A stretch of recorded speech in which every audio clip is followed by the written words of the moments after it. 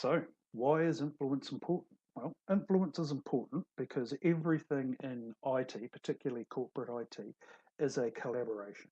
It involves us within the IT team working together with our peers and colleagues across the organisation, in some cases directly with customers and or suppliers, so other stakeholders within the organisation, but working together to allow us to deliver outcomes, systems, processes, and business outcomes to them in the way of going forward. And when everything's a collaboration, our ability to be effective in that collaboration comes down to our ability to be influential, to be listened to be able to get our ideas heard, and in our ability to be able to team with the other partner to have them want to come and collaborate with us and work with us in time.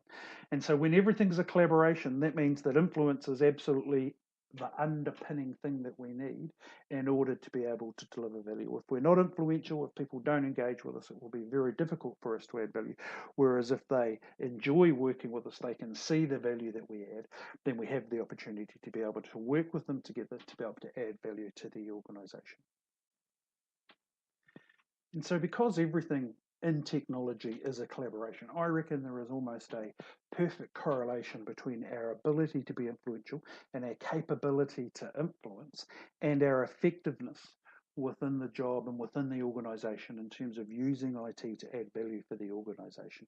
And I reckon there are typically three profiles, archetypical, it's a difficult word to say, archetypical profiles of our ability to influence. And I'd like to go through those now in terms of what they are and what they look like, and also to give you some early indications as to what you can do to start to move from one archetype to the next. In doing this, keep thinking about the person who you want to be more influential with and start thinking about how you interact with them and how they interact with you to start to understand where you sit within these archetypes and where you would like to sit going forward to the future. So let's get started and let's have a look at the needed geek. All right, so the first profile is the needed geek, what I call the needed geek. And typically, what this profile looks like is it looks like a person who the rest of the organization will come to almost as a last resort. It's not completely a last resort because they know that a needed geek is probably pretty good at their technical job and they'll probably be able to help them. But typically, a needed geek is seen as someone who's difficult to interact with. They talk a technical language which your peers don't really understand, and what they seek to do is they seek to solve technical problems. Now, you can tell you're a needed geek if all you get is presented with problems or problems at the last minute. From a broader organizational point of view, rather than necessarily an individual point of view, you can tell you're a needed geek if what you get is that you get people from the business coming up to you and saying things like, we have invested in a software as a service package and we've been implementing it with our vendor. So far, the implementation's been going really great, but we've just discovered that we need to be able to integrate the data from our system into our core systems. And we don't have permission to do that, but we know you do. Can you please provide us with the data that we need to make this happen? Oh, and by the way, we need it in a couple of weeks. So that's just one scenario of what it could look like to be a needed geek. They can't go around you. They probably know that you can help them solve the problem, but they've only engaged with you as a last resort. And so typically when you think about a needed geek, then it tends to be reactive. So we've had this request, it's probably too late. We probably should have engaged much easier, but we've got it now and we have to react to that and we have to be able to deliver to it immediately. The second one is that it's technical in nature. We attack the problem or think about the problem from a technology point of view and being technical in nature. And they present us with technical issues or problems that they expect us to resolve. And oftentimes at this level of needed geek, we tend to think of it as being interruption based. I remember working with a team. Uh, they were a pretty good team in terms of what it was they could do, but one of the things they had to do was handle standard BAU requests, and they put up a sign outside their work area for all of their customers and effectively said, please don't interrupt, we've got real work going. And so they saw a customer request as an interruption from the real work of what it was that they were doing. And typically the orientation of a needed geek is that it's about them and it's about their expertise. And we've spent many years, some of us decades, in building our expertise. And what we see is it's about me and my capability, delivering my technical expertise to be able to solve the problems going forward. And this is kind of the base level of influence, right? People know that you can help them and they'll engage with you to help them, but really only as a last resort. If they could work around you, they probably would. If they could work around you, they probably would. There is, of course, a level below, which we won't go much into. I call it the irrelevant geek, which is someone who isn't necessarily very good at the job and who they will actively seek to work around. At that irrelevant geek, and potentially sometimes in the needed geek, it's a very fertile ground. It's a very fertile ground for shadow IT, with the business working around IT to be able to create their own solutions and then only engaging IT at the very last minute. And so that's kind of the overview and prototype of the needed geek. The next archetype is what I like to call of as the technical advisor. And so they are someone who the business knows that if they engage with them, that they will be able to help them solve their problems. And they see them as an advisor and someone who can help solve their business problems going forward. But often it's still a reasonably difficult process to be able to go through because we're still very technically oriented, and we don't tend to be able to talk in terms that the business think about. When I think about the technical advisor, there is a particular person who I think of as is the archetype of the archetype, so to speak. And this particular person, they were extremely bright and intelligent. But their first answer often out of their mouth was usually no. And so someone would come to them with a problem. And he was a very experienced developer, and they'd come to him with a problem and say, what we want to be able to do is this, this, and this. Can you help us make that happen? And his immediate response was almost always no. But as you got to know him, what you knew is that he would say no initially because he hadn't had time, because he's quite an introvert, to think through in his brain how to make that work. And if you left him to think through that process, he would come back and he'd go, actually, I think I know how to do it. So oftentimes, particularly for those who work with them regularly and they knew his idiosyncrasies, they would come to him for support and advice because they knew that he would be able to answer their problems and help them move forward. But they also knew they had to work through his particular idiosyncratic process and technology process. And so they would go, I need to do this, this, this, this. He would say, no, you can't do it. It's impossible. They would leave him for a couple of days. And then when they would come back, and often they would come back and they'd go, have you thought about these things? And go, actually, yes, I managed to solve that yesterday. So they use him as a technical advisor. They come to him up front with issues and problems and a solution that they want, but and what they're looking for is a technical solution. So they have a business problem and they want a technical solution and they don't know what that is. And so they will involve that person for the technical solution. Another one might be, if you take that SaaS example earlier on, if you're in the technical advisor area, they would come to you and you say, we've got this problem. We're going to be filling that problem with a SaaS product. Will you work with us to help us select the right vendor? So you're being engaged much more proactively. So proactively, but still at their request, right? So it's still transactional, and it's they request and then we react to that request. And so it's very transactional, albeit you're now being engaged up front because they know that you have valid technical input that can help them go forward. We've kind of moved away at this level from being technology first to being solution first, and that we're starting to work on delivery of solutions rather than of a technical product. And we're becoming service oriented. So we're knowing that it's about the customer and it's about customer service. And our orientation, therefore, is about you, the customer, the person coming to us. And so we've moved from it's about me and my expertise to about you and the solution you need to solve your problem. And so we're starting to reorientate our perspective around that. Just one other quick example around the difference between technology focused and solution focused. Service desk manager, when I was at the warehouse, started asking all applicants for the service desk a specific question, and the question went like this. The chief executive's PA is printing documents for the board meeting. It's 10 to 9, the board meeting starts at 9 o'clock, and she's doing the final print of all of the documents to distribute to it. There's a problem with the printer and it can't print. She's called you for support because you're on the service desk. What do you do? And he started asking that question because what he wanted to do was he wanted to start employ people who were service oriented rather than technically oriented. And what he was looking for was, how did they answer that question? People who were technically oriented would go through and say, this is how I would diagnose the printer to be able to fix the printer to get that back online so that she can get her printing done and the printer will be working again. The people who are service oriented typically answered the question of, well, the first thing I would do is I would get them to send me or copies of the files that they needed to print, and I would print them off for her to make sure they got to the board meeting. Then I would come back and I would look at the printer. And so the first person, technical issue, the printer's broken, how do I fix it? Second person, a service issue, I need to help my customer to be successful, which in this case means getting the printouts to the boardroom. So that's what I'm going to do first and get that solution to them and then come back. And just a very simple service level service desk example of the difference between that. And so that's kind of the typical then, the technical advisor. We're starting to become influential because they are engaging us and helping to solve what they recognize as being their problems.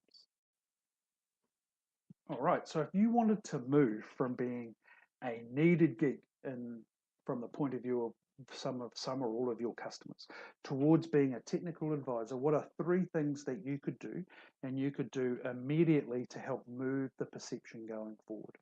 And so the first one of those is be easy to engage. So I mentioned earlier on in the video about those guys who put up the sign saying, please don't interrupt real world at work. That makes it very, very difficult to engage with them. So the first thing is be easy to engage so that if people have issues and problems, it's easy for them to find you and it's easy for them to talk to you and it's easy for them to start to call on your expertise. So do everything you can to be easy to engage. Go out and sit with them, talk to them about what it is that's going on in their business and just be available for them as often as you can. The second one is ask. Is there anything else that I can do to support you? So as they come to you with a particular request, for example, and once you've fixed that, then ask, is there anything else that we can do to help you? So that you're starting to move away from just the technical person who fixes my problem to being a person of service to that person and around helping them to provide solutions. And the third one is make sure you deliver your expertise so that when they do engage you to help solve particular problems and they do ask for support and help, make sure that you deliver on that and that you keep your commitments and build trust around that by delivering your expertise. So if you find yourself in that kind of needed geek type area with a particular person or a particular group of people and you want to move up to technical advisor, which is the next logical archetype to move through, then start by thinking about how you could make yourself easier to access and easier to work with. Ask how you can be of service and then ensure you keep your promises and commitments around delivering your expertise. The third archetype that I'd like to talk to is that of a partner and being a partner with your peers and colleagues across the organisation. Now, when you're a partner, that means that you're seen as being an equal. When you're a partner, you get to co-create and you get to be able to be part of identifying the problem rather than just necessarily identifying the solution. And you'll know that you're a partner when you can go to the people across the business, go to your peers and colleagues across the business and be able to go, I've been thinking about you and your business and the outcomes that you want to achieve. And I reckon that if we were to do this, this, and this, we could help you achieve that even better than what you're doing at the moment, or that would start to solve your problem. It's because as a partner, what you get to do is you get to be able to co-create solutions together. Sometimes they will come along and go, this is the problem I want to work on. Sometimes you'll go, I've been thinking about your business, or we've got this technology solution that may be able to help, and this is how it could help. But you work collaboratively together to be able to co-create the solutions moving forward. And so when you're at that partner level, it tends to be characterized by being proactively working together to work out how to improve things, how to make things better, how to solve specific issues which are out there that need creativity going forward.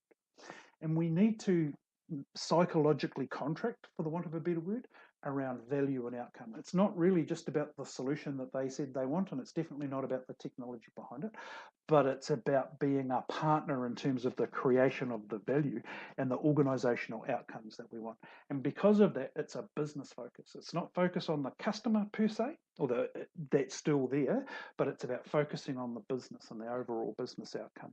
And it's very much about we, and it's that ultimate collaboration where we are working together to be able to move the business forward through the smart use of technology, because that ultimately is the value that we bring, is our knowledge of technology to be able to enable the business to move forward. And it's around the smart use of technology, and we can do that working together. So if you are at that technical advisor level and what you want to do is move up towards the partner level, here are 3 things that you can do to start to move yourself from being that technical advisor through towards being a partner. And the first one is be relevant. And we'll talk about relevance a lot in later videos and later sessions together. But being relevant is about being able to think about the organization and the business from their perspective rather than yours. And so making yourself relevant rather than just as a great technical resource, but business relevant to the issues and problems that they face. Second one is to suggest. So in the first transition, what we talked about was ask, what else can I do to help? And this transition, what we're now talking about is suggest. And suggestions come of the nature of, I've been thinking about you and I reckon if we did this, this and this, we could create that outcome. And it's suggesting that this might be of value and engaging the conversation with them around that. And the third one is it's not about delivering the solution and it's not about delivering the technology, although yes, you have to do all those things, but this is about delivering the business outcome and partnering around the business outcome with your partners across the business through the smart use of technology. So we're about being relevant to them and their point of view. We're about suggesting potential solutions and way forward to create opportunity or to resolve issues. And we're focusing on delivering the outcome.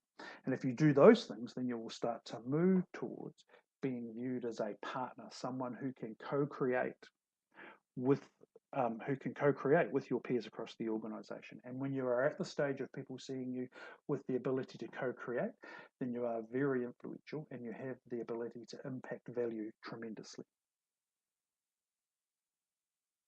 One quick final point, just as there is a level below needed geek, which is the irrelevant geek, which is a place where you really don't want to be because people work around you, there is a place which is above partner, where you're co-creating with your peers across the organization. And that is that of a strategic leader, where you are seen as being a key or the key strategic leader and a part of the inner sanctum of an executive group. And it's really being that digital strategic leader or technology strategic leader on behalf of the organization. And if you're at the point of view where you're wanting to go from partner to strategic leader, and this is particularly relevant for a CIO and for members of the CIO's direct reports, which are probably a number of you in the room, then there are a few things that you can do to start to move beyond partnering into that strategic leader role. And they are around being visionary. And so it's not just about coming up with short-term outcomes to problems or opportunities, but it's around being visionary and starting to link towards the fulfilling of purpose. And so what is our vision and how are we going to get there? How can IT help make that happen, and how does that fulfill our purpose as an organization? And then the middle one around then is about then architecting that solution, because we have a very major role in terms of how organizations operate. IT is absolutely central to and critical to operating models today, and we need to be able to work with the organization to really architect what that operating model looks like to be able to fulfill the vision and ultimately to be able to fulfill our purpose. And if you can start to do those things for your organization, you can move past partnering and co-creating with your individual peers across the organization, and you can actually become the strategic architect and the visionary for the future, along with a few limited number of key executives within your organization. And I think that is the ultimate holy grail, if you like, around IT, and where you get to be part of creating the digital vision and becoming a digital leader for the organization. And that has substantial value and is a highly influential role within the organization. All right, so there we have it, an introduction to influence and the different levels of influence that you may want to be able to aspire to. And if you put all of those together, then they look like this diagram here in terms of the needed geek through to the partner. What I'd like you to do with this now is to start to think about, for the person that you want to be influential with, where do you think they see you on the scale? And then start to think about, well, where do you want to be? What is your influence gap? And then start to use this model to go, well, what can I do to be able to move from one level to the other? So if you think you're seen as that needed geek and you want to become a partner, that's a pretty big step. But then what can you do to be easier to work with? Can you start asking, how can we be? How can we help you to move forward? And are you consistently delivering on your promises and delivering your expertise? And then start to craft that into your plan. start to craft that into your plan around your action planning, and potentially start to use the insights that this provides you to refine both your context and also the scope of what it is that you want to achieve within your overall performance plan. Thanks very much for listening, and we'll see you again soon.